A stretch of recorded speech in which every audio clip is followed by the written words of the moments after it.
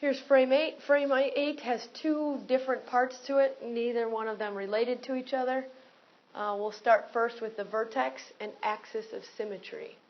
Vertex and axis of symmetry. Those are basic vocabulary words when you're talking about quadratics. Let me make that different color.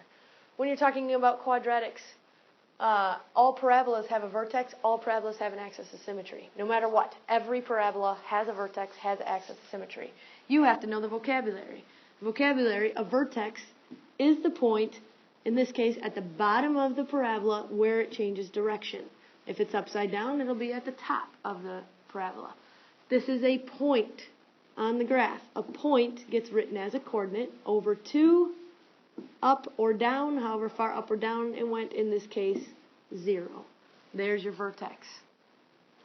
Axis of symmetry is an imaginary line that divides your parabola in half, which makes the symmetry. The left side is the same as the right side.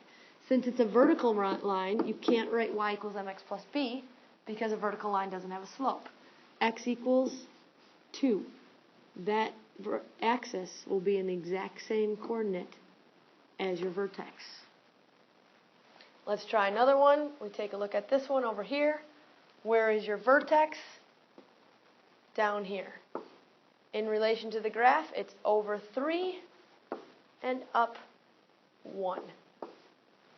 Vertex is written as a coordinate, an ordered pair. Axis of symmetry. You could look at the graph, but you could also look at your vertex.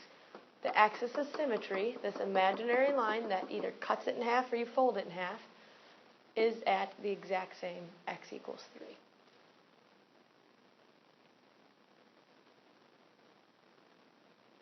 What if they don't give you a graph? Then you have to find the answer algebraically. You will be given the formula.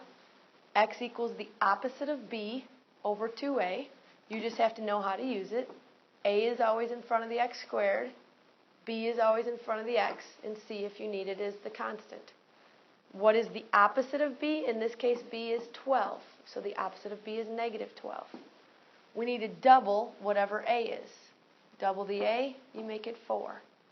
Notice it says x equals. X equals negative 12 over 4, so x equals negative 3. In this case, you found your axis of symmetry first. To find your vertex, you know that negative 3 is going to be your x value, but you need a y value. Where do you get the y value? Right here. It says y equals. You take that negative 3 and you plug it in with parentheses for this x squared and for this x. Grab a calculator. 2 times negative 3 squared, or you could do these in your head as well, plus 12 times negative 3, subtract 7. And you find out that your vertex is at negative 3 and negative 25.